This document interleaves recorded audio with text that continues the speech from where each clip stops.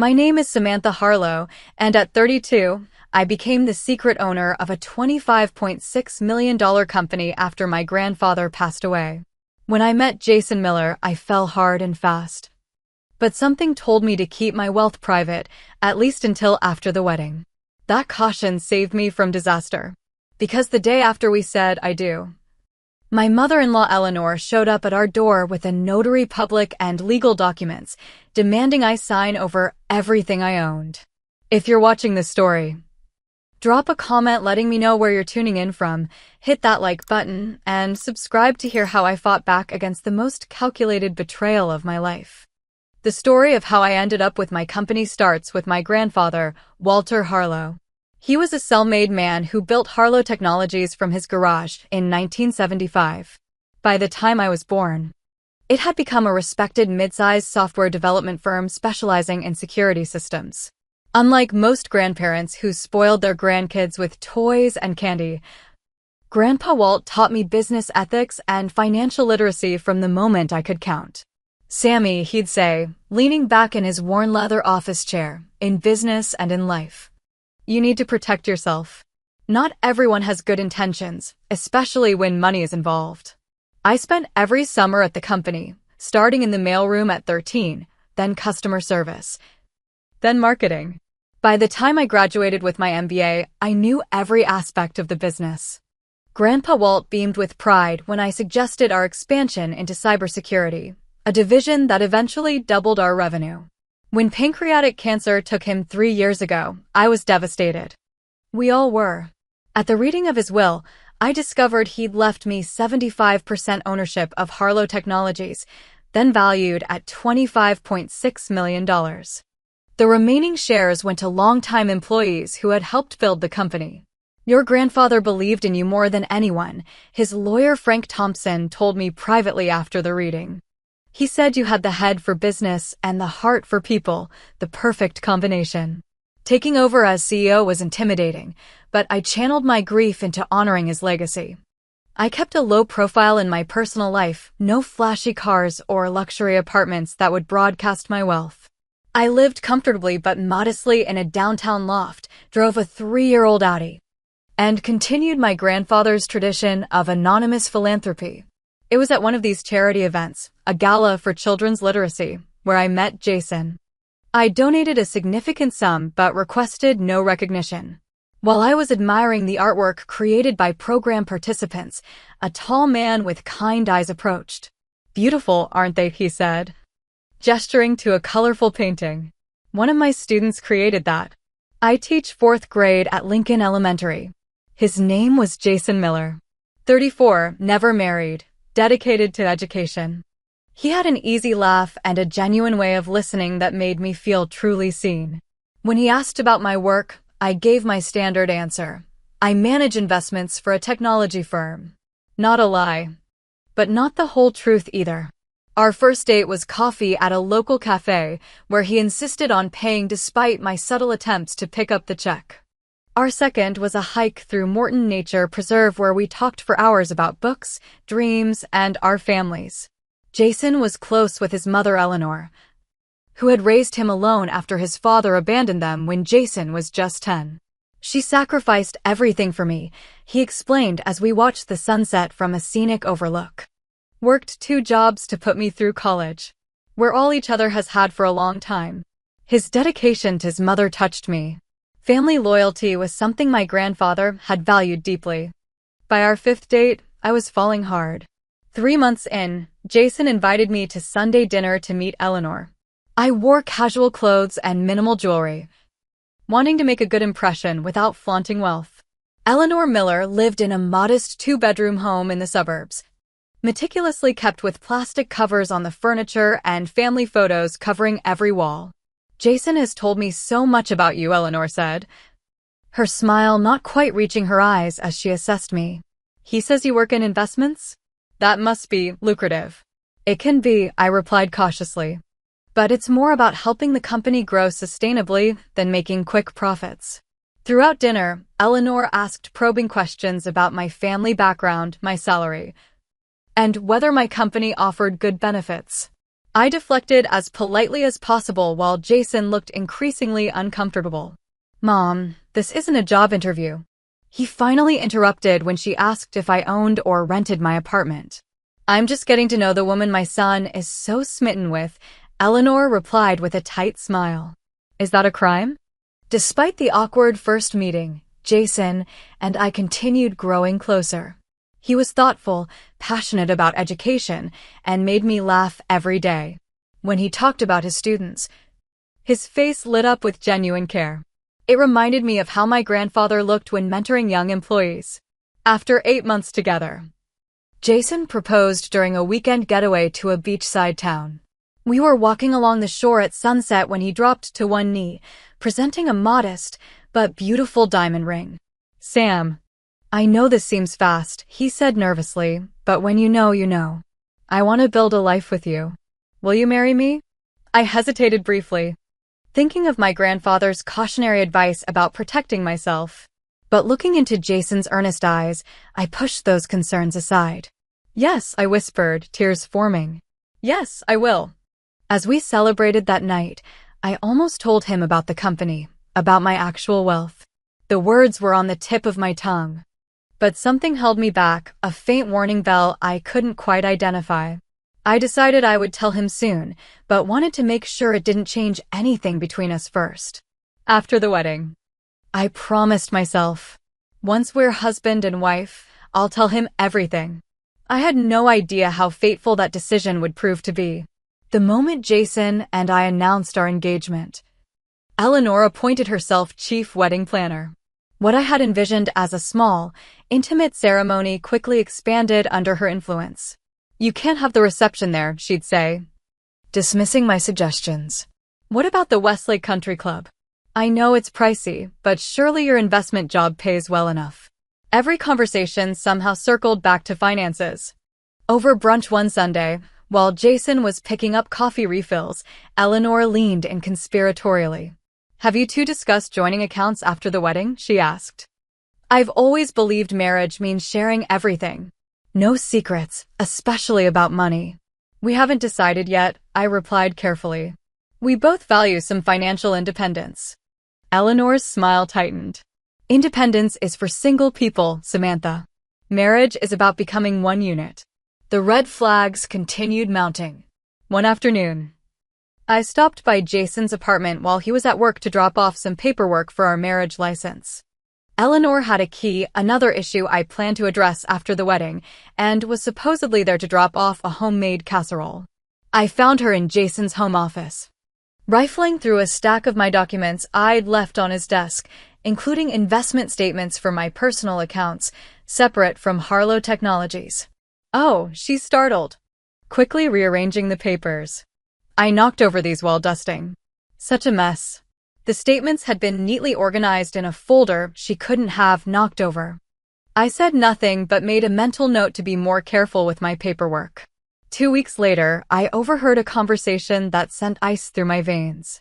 I had arrived early to Jason's apartment for dinner and was about to knock when I heard raised voices inside. Mom, you need to stop pushing, Jason was saying. Sam and I will figure out our finances ourselves. I'm only thinking of your future, Eleanor insisted. You've struggled with student loans for years while she's clearly doing well. Marriage means her money becomes family money. That's how it works. That's not why I'm marrying her. Of course not, sweetheart, Eleanor's voice softened. But there's nothing wrong with ensuring financial security in your marriage. Just talk to her about joint accounts after the wedding. Once everything's legal, you'll both be protected. I backed away from the door, my mind racing. Was Jason marrying me for money? The money he didn't even know I had? Or was Eleanor manipulating him? That night, I called my best friend Katie Lawrence, who had been suspicious of Eleanor from the start. I don't know if I'm being paranoid, I confessed after relating the conversation and other incidents. You're not paranoid, you're perceptive, Katie said firmly.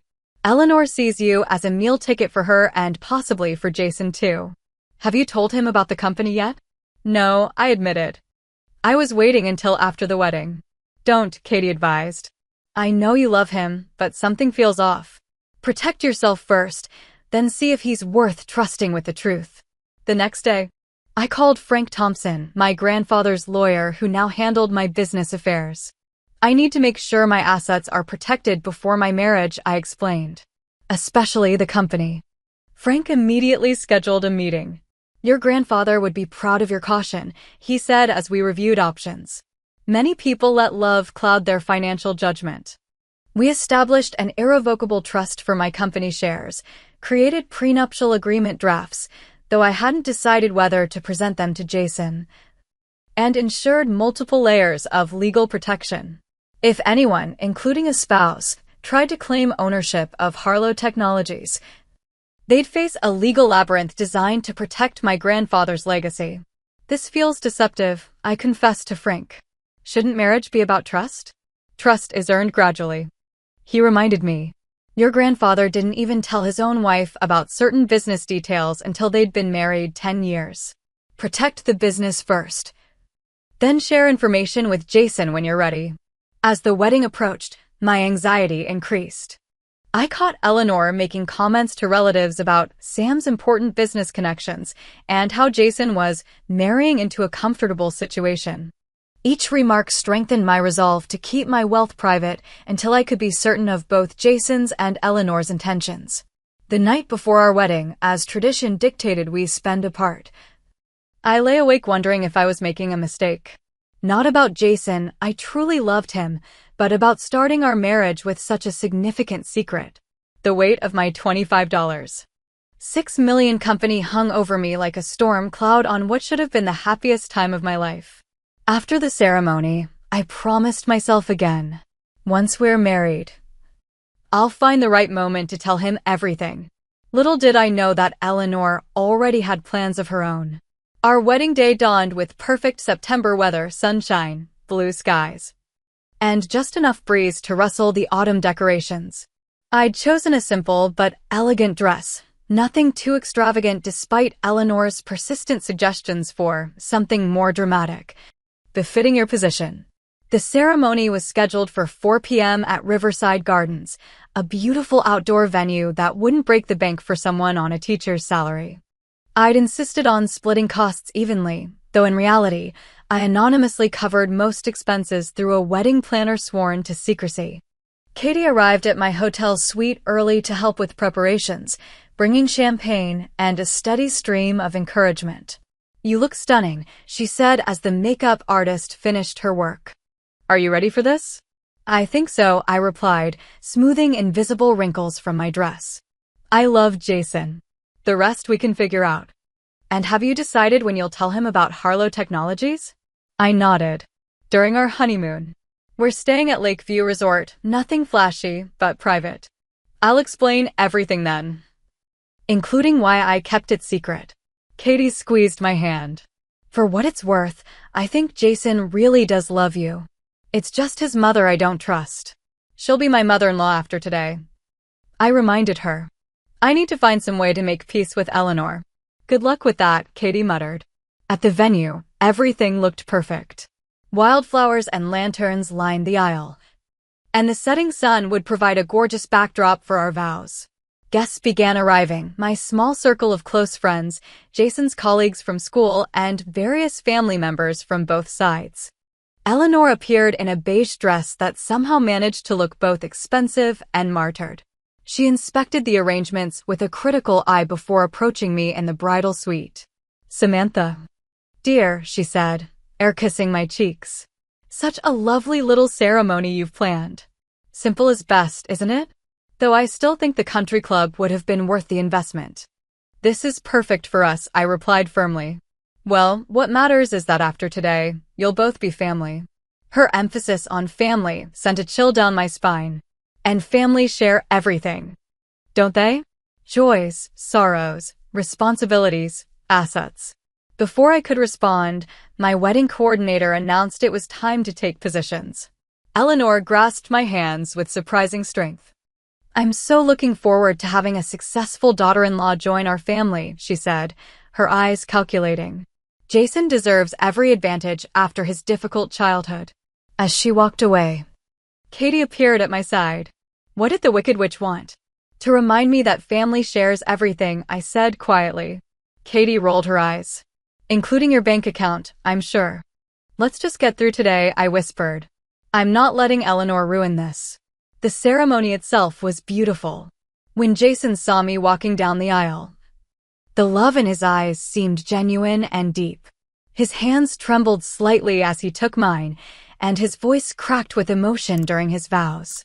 Samantha, you came into my life unexpectedly and changed everything, he said. I promise to stand by you, support your dreams, and be the partner you deserve.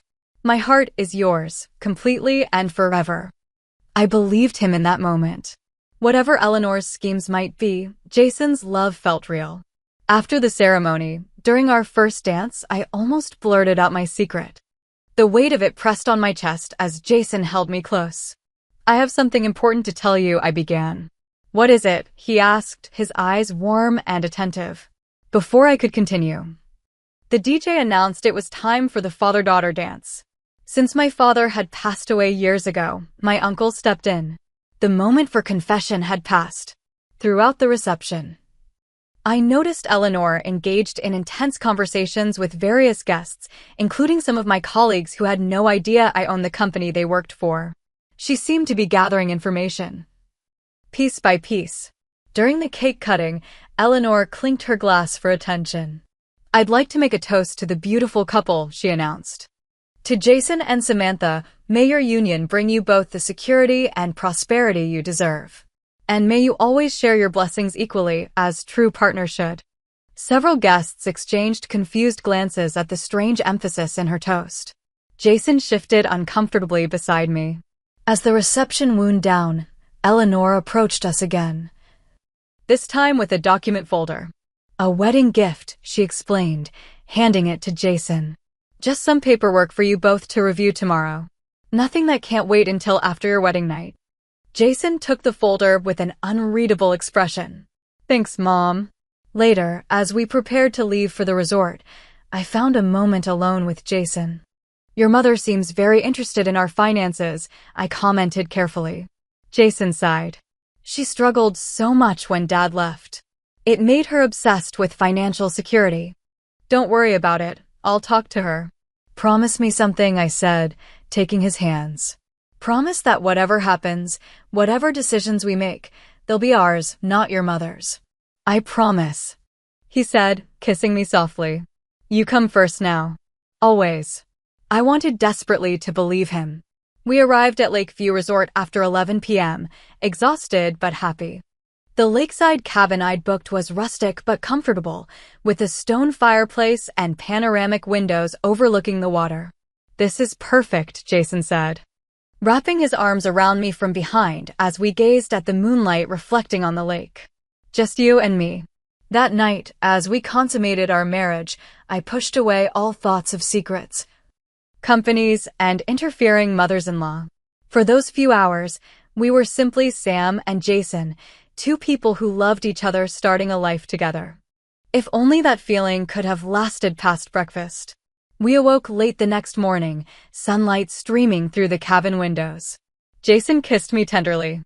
Good morning, Mrs. Miller. He murmured against my hair. Good morning, husband, I replied, savoring the moment. We had planned 2 nights at the resort before returning to normal life. I decided to tell Jason about Harlow Technologies that evening, after a day of hiking and relaxation. The resort restaurant had a private dining area where we could talk without interruption. After a leisurely breakfast on the cabin's deck, Jason's phone buzzed with a text. It's Mom, he said, frowning at the screen. She says there's a plumbing emergency at my apartment. Water everywhere. She needs us to come back right away. Can't she handle it? I asked, disappointment washing over me. Or call a plumber? She says the super needs the tenant present. Jason explained, already standing. I'm sorry, Sam. We can come back afterward. Something felt off about the timing, but I couldn't argue with a potential property emergency. We packed quickly and checked out, promising to return that evening. The drive back to the city took 40 minutes. As we approached Jason's apartment building, I noticed nothing unusual, no maintenance vehicles, no signs of water damage. That's strange, I commented. You'd think there would be some activity for a major plumbing issue. Jason parked and checked his phone again. Mom says she's waiting upstairs. Maybe they already fixed the leak. The moment we walked into the apartment, I knew we'd been manipulated. There was no water damage. Instead, Eleanor sat primly on the sofa beside a balding man with a briefcase. A younger woman stood nearby with a notary stamp visible on the table. "What's going on?" I asked, looking between them. "Where's the plumbing emergency?" "I'm sorry for the little white lie," Eleanor said, not looking sorry at all. "But this is actually an emergency of a different sort. A financial one that needs immediate attention." The balding man stood, extending his hand. "Curtis Dawson, attorney at law." "Pleased to meet you, Mrs. Miller." I didn't take his hand. "What is this about?" Eleanor's pleasant facade dropped instantly. "This is about honesty in marriage, Samantha. Or should I say, MS. CEO of Harlow Technologies." My blood ran cold. Jason's face registered shock, then confusion. "What are you talking about, Mom?" he asked. Eleanor smiled thinly. "Your wife has been keeping secrets, Jason. Big ones. She's not just some investment manager. She owns a multi-million-dollar company. $25.6 million, to be exact." She turned to me, eyes glittering with triumph. "Did you think I wouldn't find out? That I'd let my son marry someone with hidden assets? I hired a private investigator the day after you got engaged." The room seemed to tilt beneath me. I looked at Jason, trying to gauge if he'd known about this ambush.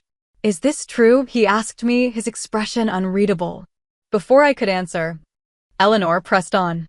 "Mr. Dawson has prepared the appropriate documents to transfer partial ownership of Harlow Technologies to Jason, as would be proper between spouses. MS. Bradley here is a notary who will witness the signatures." She gestured to the stack of papers on the coffee table. "Now that you're legally married, it's time to combine assets properly." I found my voice at last. "You arranged all this? A fake emergency to ambush me with legal documents? And you expect me to just sign over my company? Not the entire company." Curtis Dawson interjected smoothly. "Just 50% ownership, which is standard in marital property." "There is nothing standard about this," I said, anger replacing shock. "And it's not how marital property works in this state." I turned to Jason, whose face had paled considerably. "Did you know about this?" He hesitated just long enough for my heart to crack. "I knew Mom had concerns about your finances. She mentioned discovering you had more assets than you disclosed. But I didn't know about this meeting." "Not exactly." "Not exactly?" I repeated incredulously. "What does that mean?" Eleanor cut in. "Jason and I discussed the importance of financial transparency after marriage. He agreed you should share your assets with him." "Is that true?" I demanded, looking directly at Jason.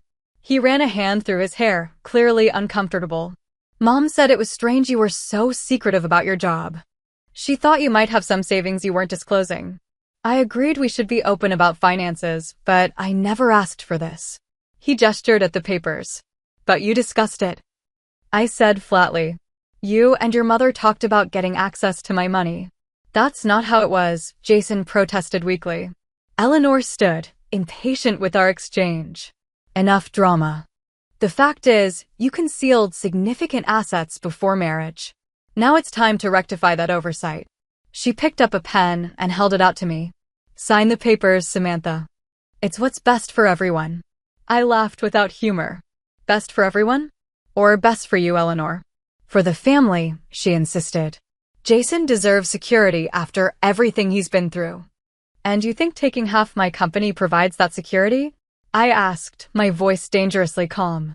"The company my grandfather built from nothing and entrusted to me. Technically." Curtis Dawson interjected. "These documents would transfer 25% to Jason and 25% to a family trust that would benefit both Jason and Eleanor in case of."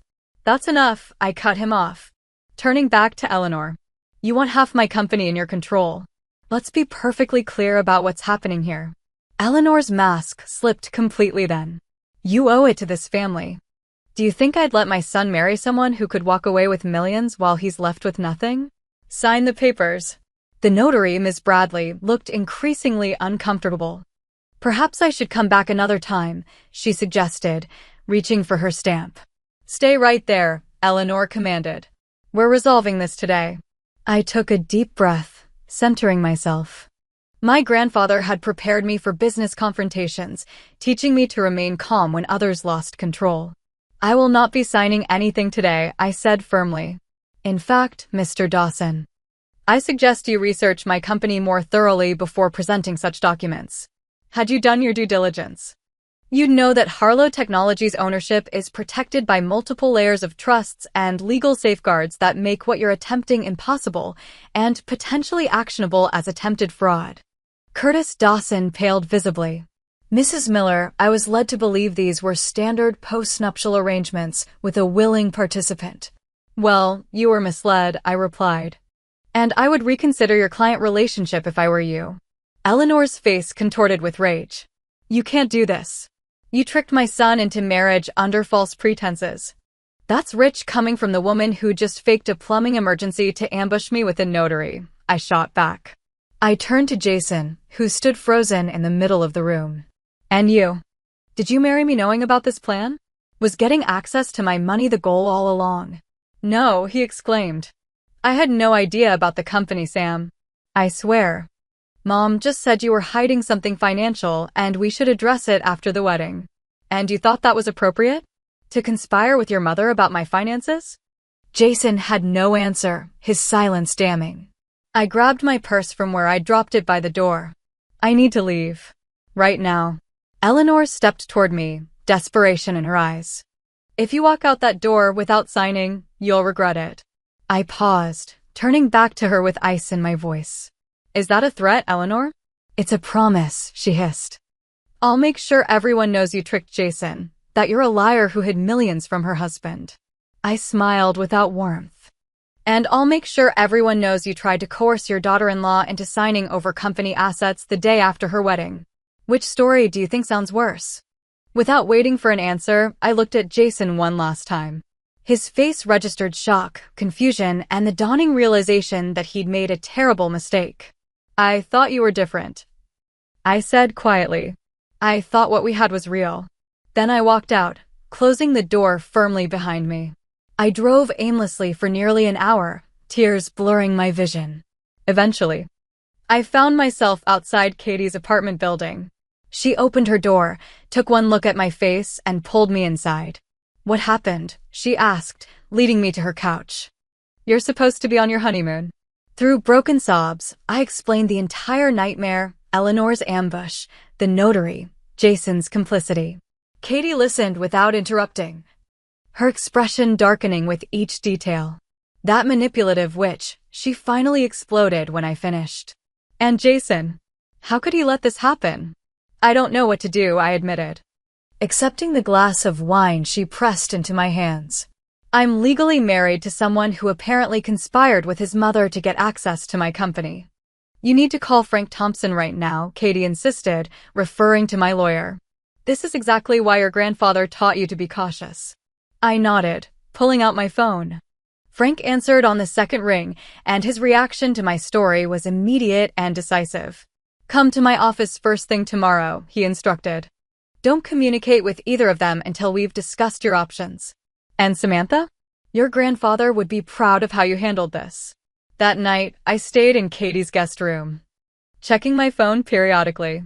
Jason had called 17 times and left 8 voicemails, each more desperate than the last. "Sam, please call me back." It wasn't what it looked like. I had no idea what Mom was planning. "Please believe me. I didn't marry you for money. I don't care about the company." I couldn't bring myself to listen to all of them. My wedding ring felt heavy and foreign on my finger. I slipped it off and placed it on the nightstand, finally falling into restless sleep around 4 a.m. The next morning, Frank Thompson welcomed me into his office with understanding in his eyes. At 72, he had the same shrewd intelligence as my grandfather, along with a grandfatherly warmth that made me feel protected. "First, let me assure you that your company is completely secure," he began. "The trusts we established before your marriage make it impossible for anyone, including a spouse, to claim ownership without your explicit consent through very specific legal channels." I exhaled in relief. So Eleanor's documents were meaningless. Worse than meaningless, Frank confirmed. What she attempted could potentially be considered attempted fraud or coercion. If you wanted to pursue legal action. I don't, I said quickly. I just want this nightmare over with. Frank nodded. Then let's discuss your marriage. You have several options. None of them pleasant, I'm afraid. He outlined the possibilities. Immediate annulment on grounds of fraud, if I could prove Jason married me intending to gain access to my assets. Divorce, which would be messy but straightforward since the marriage was so brief, or attempting reconciliation with clear legal boundaries in place. What would you do? I asked him after he finished. If your daughter were in my position. Frank removed his glasses, polishing them thoughtfully. I'd want to be absolutely certain about Jason's involvement before making any permanent decisions. He may be a victim of his mother's manipulation too. But he knew something, I insisted. He admitted they discussed my finances. Many people discuss finances before marriage, Frank pointed out gently. The question is whether he intended to defraud you or was manipulated by Eleanor. Only you can determine that, Samantha. I left Frank's office with a plan to take a week's leave from Harlow Technologies to sort through my personal crisis. My assistant was told only that I was extending my honeymoon leave due to personal matters. Back at Katie's apartment, I found 3 deliveries waiting: flowers, a handwritten letter, and a small package, all from Jason. The letter was 8 pages of explanation and apology. I read it twice, trying to discern genuine remorse from damage control. Mom has always been obsessed with financial security, he wrote. After she met you, she became convinced you were hiding something. She kept suggesting you might be in debt or have financial problems you weren't disclosing. It never occurred to me you might be wealthy. I just thought Mom was being paranoid and overprotective as usual. He claimed he'd agreed to discuss finances openly after the wedding, but had no knowledge of Eleanor's plans with the notary. The package contained his copy of our marriage certificate and the key to his apartment, symbolic gestures of placing control in my hands. It all sounds convenient. Katie commented when I showed her the letter. He gets to blame everything on Mommy dearest. But what if he's telling the truth? I asked. What if he really is just caught between his manipulative mother and me? Katie sat beside me on the couch. There's only one way to find out. You need to talk to him on your terms. Not his or Eleanor's. After 3 days of soul-searching, I texted Jason, we need to talk. Bring your mother. Tomorrow, 2 p.m., Thompson Legal Offices downtown. This is non-negotiable. His response was immediate, we'll be there. Thank you for giving me a chance to explain. I spent that night reviewing everything I knew about Jason, searching for signs I might have missed. Had there been indications of his true character that love had blinded me to? Or was he truly the good man I believed I'd married, just with an unhealthy attachment to his manipulative mother? The next morning, I met with Frank to prepare for the confrontation. I need to know exactly where I stand legally and what my options are going forward, I explained. You're in a position of strength, he assured me. Don't forget that. They have no leverage except your feelings for Jason. At exactly 2 p.m. Frank's assistant showed Jason and Eleanor into the conference room. Jason looked terrible, unshaven, dark circles under his eyes, clothes wrinkled. Eleanor, by contrast, was immaculately dressed, though her pinched expression betrayed her displeasure at the setting. Frank introduced himself as my attorney, causing Eleanor's eyebrows to shoot up. You already had a lawyer ready to ambush us? She accused. I knew you were calculating. Ms. Miller, Frank said coolly, given that you arranged a notary and attorney to surprise my client the day after her wedding. I suggest you reconsider your position on who is calculating in this situation. Eleanor bristled but fell silent. Jason hadn't taken his eyes off me since entering the room. Sam, he began. I can't tell you how sorry. I raised a hand to stop him. Before anyone says anything else, I want complete honesty about what happened. Both of you need to understand my position. I took a deep breath. Yes, I own Harlow Technologies. My grandfather left it to me 3 years ago. Its current valuation is approximately $25.6 million, and I serve as CEO. I kept this information private while dating because my grandfather taught me to be cautious about people's intentions when wealth is involved. I looked directly at Eleanor. It seems his caution was warranted.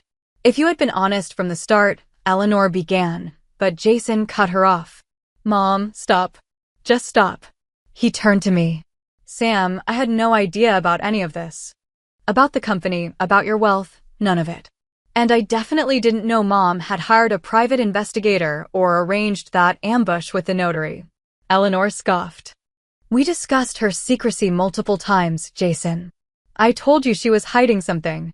You made it sound like she might have debt or financial problems. Jason shot back. You never once suggested she was wealthy. You led me to believe we needed to address potential financial issues after the wedding, not orchestrate some bizarre corporate takeover. Their argument laid bare the dysfunction in their relationship. While they bickered, Frank discreetly slid a note in front of me. This appears genuine. He seems as blindsided as you were. Finally, I'd heard enough. Stop, I commanded, and both fell silent. Eleanor, I have one question for you. Why? Why go to such lengths to get access to my company? Eleanor's composure slipped. Just for a moment. In that brief flash, I saw desperation in her eyes before she masked it. I was protecting my son, she insisted, making sure he wasn't being taken advantage of. By orchestrating a scheme to take half my company? I pressed. That doesn't sound like protection. It sounds like theft. You don't understand, Eleanor said, her voice suddenly weary. When Jason's father left, he took everything. I worked 3 jobs to keep us afloat. I swore I'd never let Jason experience that kind of insecurity again. Mom, Jason said quietly. What aren't you telling us? Eleanor's carefully maintained facade crumbled. I'm in debt, she finally admitted. Significant debt. Medical bills from my cancer treatment 5 years ago. Plus the second mortgage I took out to help pay for your student loans. Jason looked stunned. You told me insurance covered your treatment. And I've been paying you back for school. Not enough. Eleanor whispered. The interest keeps growing. When I realized how successful Samantha's company was, I thought it could solve everything. The room fell silent as the truth finally emerged. Eleanor hadn't just wanted financial security for Jason, she'd wanted a bailout for herself. How much? I asked. What? How much debt? Eleanor. She named a figure that made Jason gasp. It was substantial, life-alteringly so for someone on a fixed income, but a drop in the bucket compared to Harlow Technology's worth. So this was never about Jason, I said quietly. It was about using my company to solve your financial problems. Eleanor had no response, her years of manipulation finally exposed. I turned to Jason, who looked shattered by his mother's revelations. And now I need to know where you stand. Not just about this situation, but about us. About our future, if we have one. Jason met my gaze directly. I love you, Sam. I married you because I love you, not for your money, not for your company, not to solve my mother's problems. I'm horrified by what happened. And I'll spend the rest of my life making it up to you if you'll let me. Then he turned to Eleanor. But Mom, this relationship between us has to change. What you did was wrong on every level. If Sam gives our marriage another chance, you need to understand that she is my priority now. Eleanor's face crumpled at her son's words, decades of codependence challenged in an instant. The choice now lay squarely with me, walk away from a man I loved because of his toxic relationship with his mother, or try to rebuild on shaky foundations. I need some time, I finally said. This isn't a decision I can make today. As we prepared to leave, Eleanor approached me hesitantly. For what it's worth, I am sorry. Not just for getting caught, but for what I tried to do. Desperation makes people do terrible things. It wasn't enough, not yet. But it was a start. 2 weeks passed without a resolution. I moved back to my loft, returned to work at Harlow Technologies, and tried to make sense of my suspended life. Jason and I communicated sporadically through carefully worded texts, neither of us ready to determine our future. Eleanor, surprisingly, maintained her distance. According to Jason, she had finally admitted herself to credit counseling and was working with a financial advisor to address her debt situation. She's actually seeing a therapist too, Jason told me during one of our brief phone calls. Something she refused to consider for years. I wanted to believe people could change. that relationships could heal from betrayal. But the memory of that ambush with the notary kept replaying in my mind. One evening, Frank Thompson called with an unexpected update. Eleanor Miller has requested a meeting, he informed me. With you, Jason, herself, and both our legal representatives present. Why? I asked warily. What could she possibly have to say now? She didn't specify, Frank replied. But she was insistent it would be worth your time. Against my better judgment and Katie's explicit advice, I agreed to the meeting. We gathered once again in Frank's conference room the following afternoon. This time, Eleanor was accompanied by a kind-faced woman who introduced herself as Patricia Walton, a family therapist specializing in financial trauma. Thank you for agreeing to meet, Eleanor began, her usual commanding presence notably subdued. I've spent these past weeks doing some painful self-examination with Patricia's help. She placed a folder on the table but didn't open it. Before I say anything else, I want to apologize, truly apologize for my actions. What I did was inexcusable. I betrayed your trust, violated your privacy, and tried to manipulate both you and Jason for my own benefit. I remained silent, waiting for the other shoe to drop. Patricia has helped me understand that my financial anxiety after Jason's father left created unhealthy patterns that I've maintained for decades, Eleanor continued. I became obsessed with controlling financial outcomes, even at the expense of relationships. Jason watched his mother with a mixture of hope and wariness. This vulnerable version of Eleanor was clearly new to him too. The truth is, Eleanor said, opening the folder, I came today to offer you this. She slid a document across the table. It was a formal, notarized statement renouncing any claim or interest in Harlow Technologies or any of my personal assets, now or in the future. I also want you to have this, she added, pushing forward a sealed envelope. It's a full accounting of my financial situation, all debts, accounts, everything. Complete transparency. Frank reviewed the documents carefully before nodding to me.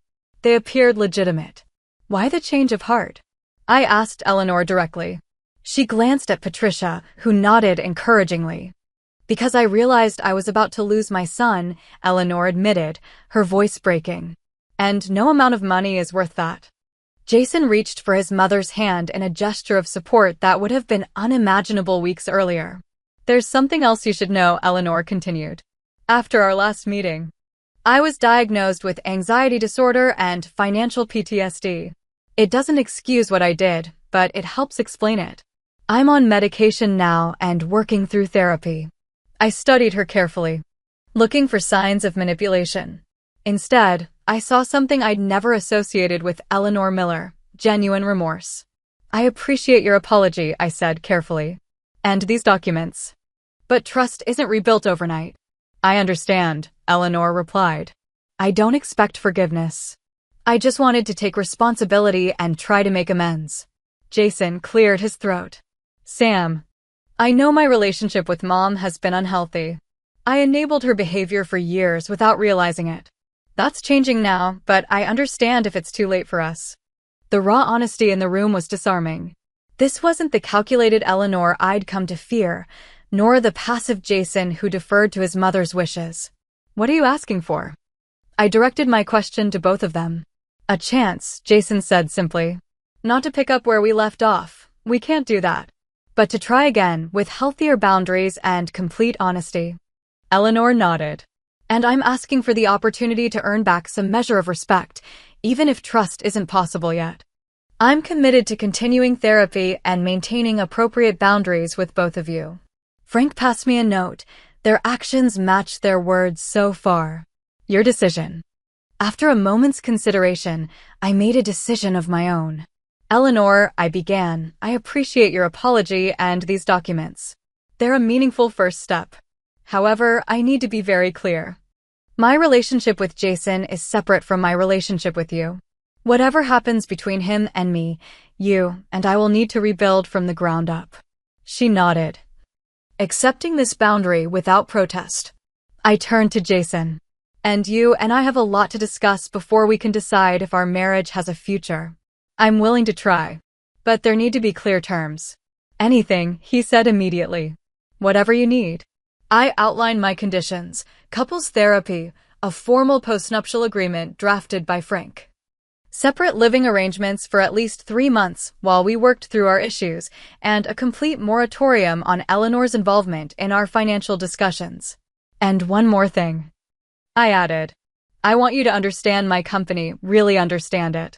The legacy it represents, the responsibility I carry. If we're going to have a future together, you need to see that part of my life. Jason agreed without hesitation. Eleanor, to her credit, supported these boundaries and excused herself from further discussion of our marital issues. As the meeting concluded, I felt a strange sense of cautious optimism. The road ahead would be difficult, full of painful conversations and trust that needed careful rebuilding. But for the first time since the Notary ambush, I could envision a possible path forward. Eleanor paused at the door, turning back to face me. Samantha, your grandfather was right to protect his legacy so carefully. And he was right to entrust it to you.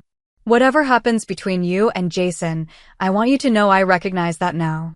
It wasn't forgiveness, not yet. But it was a beginning. 6 months after the wedding that had nearly ended before it began, Jason and I sat across from Dr. Marlene Foster, the couple's therapist who had guided us through the aftermath of Eleanor's scheme. Today marks our 20th session, Dr. Foster noted, reviewing her notes. Samantha. Jason, how would you assess your progress? I exchanged a glance with Jason before answering. Honestly, it's been the hardest 6 months of my life, but also the most transformative. Jason nodded in agreement. We've had to rebuild everything from the ground up. Trust, communication, boundaries. Some days it felt impossible.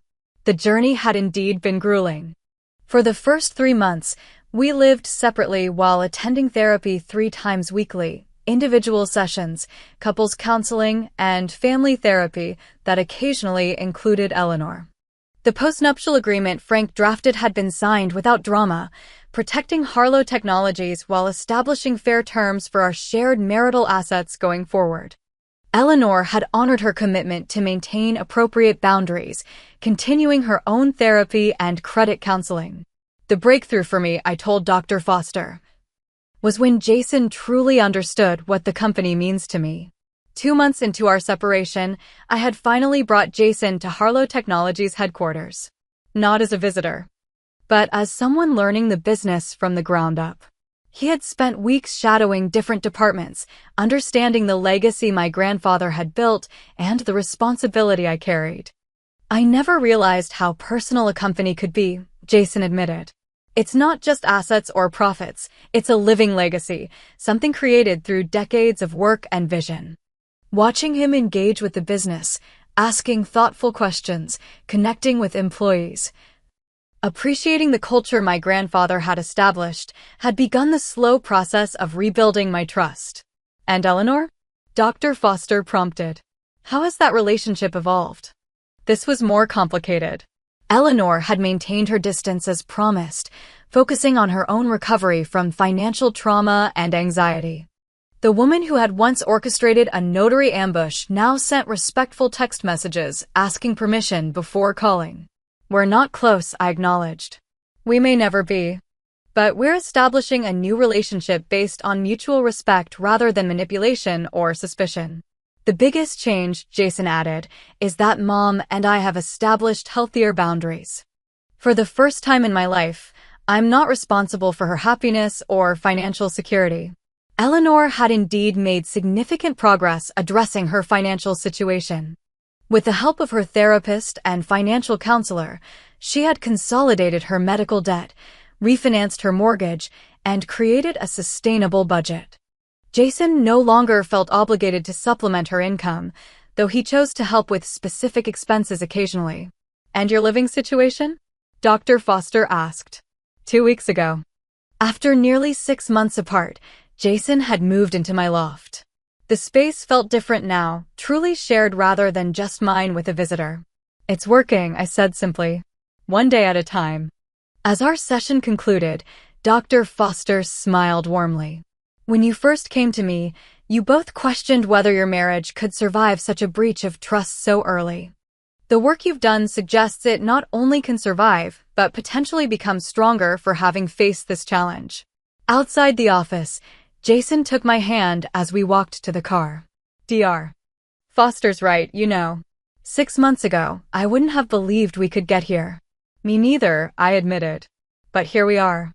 That evening, as we prepared dinner together in our kitchen, I reflected on my grandfather's warnings about protecting myself and his business.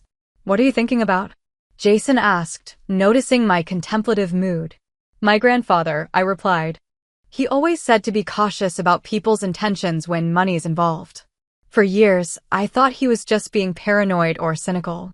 But he wasn't, Jason acknowledged. Money changes how people see you, how they interact with you. Sometimes in ways they don't even recognize themselves. I nodded. The irony is, by following his advice to protect the company, I actually protected our relationship too. If I had told you about Harlow Technologies from the beginning, my mother would have sabotaged us before we even had a chance, Jason finished. Or worse, I might have been influenced by her fears and anxieties without realizing it. The painful journey had led to unexpected growth for both of us. Jason had discovered independence from his mother's emotional manipulation. I had learned that protecting myself didn't have to mean isolation or distrust of everyone. I have something for you, I said, retrieving an envelope from my desk. It's not quite an anniversary gift, since our 6-month anniversary isn't exactly a celebration. Jason opened it curiously. Inside was an offer letter for a position at Harlow Technologies, Education Outreach Director. A new role leveraging his teaching background to develop technology education programs for underprivileged schools. This isn't charity or nepotism, I explained quickly. You've earned this with the work you've done learning the business. The board approved it unanimously. His eyes widened. Are you sure? Working together, being married. We've survived worse. I pointed out with a small smile. And I think my grandfather would approve. He always said business is about more than profit, it's about creating value and legacy. As we discussed the details of the position, my phone buzzed with a text from Eleanor. True to our new boundaries. She was requesting permission to call about Thanksgiving plans rather than simply calling or showing up. Your mom wants to talk about Thanksgiving, I told Jason. What do you think? He asked. Respecting my comfort level, I considered for a moment. I think we can handle a phone call. And maybe dinner next month, depending on how things go. Small steps, careful boundaries. Gradual rebuilding of trust. The approach had saved our marriage. Perhaps it could eventually create a healthy relationship with Eleanor too. Later that night, as Jason slept beside me, I reflected on the tumultuous journey from that disastrous post-wedding ambush to our current cautious happiness. The company remained protected, our marriage was slowly strengthening, and the toxic dynamics that had nearly destroyed everything were being addressed through honest communication and firm boundaries. My grandfather's voice seemed to whisper in my memory, trust, but verify, protect what matters. And remember, the right people will love you for who you are, not what you own. He had been right all along. Hiding my $25. $6 million company before the wedding had indeed been the right decision, not because it had prevented Jason from accessing my wealth, but because it had exposed Eleanor's scheme before it could do irreparable damage. That initial caution had created the opportunity for honest rebuilding that might not have been possible otherwise. Our story wasn't a fairy tale. It was messy, painful, and ongoing. But it was authentic, a relationship based on who we truly were, not the roles or expectations others tried to impose. And that, I realized, was worth more than any company valuation could measure. If you've made it to the end of my story, I'd love to know what you would have done in my situation. Would you have given the relationship another chance like I did, or would you have walked away after such a betrayal? Drop your thoughts in the comments below. And if you found value in my experience, please hit the like button, subscribe to my channel, and share this video with someone who might benefit from these hard-earned lessons about love, trust, and setting healthy boundaries. Thank you for listening to my journey, and remember, protecting yourself isn't selfish. Sometimes it's the most loving thing you can do, both for yourself and for those who truly care about you.